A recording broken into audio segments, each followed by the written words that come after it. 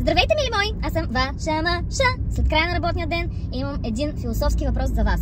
Снимам конкретна ситуация. Минава трамвай. Когато минава трамвай, на всички коли, във всички посоки им става червен светофара. И сега обяснявам. Точно тук, на това място, между моята кола и светофара, предния път застава велосипедист. В задачата се пита: имайки предвид, че трамвая блокира абсолютно всички светофари, напречно, надлъжно, по диагонала, по вертикала, по хоризонтала, даже нагоре, бихте ли минали все пак на червено, ако сте велосипедиста, освобождавайки пътя на другите велосипеди, които са се залепили за задника ви, и на колите, които след това ще им светне зелено и ще се зарадват, че могат да се минат на зеленото?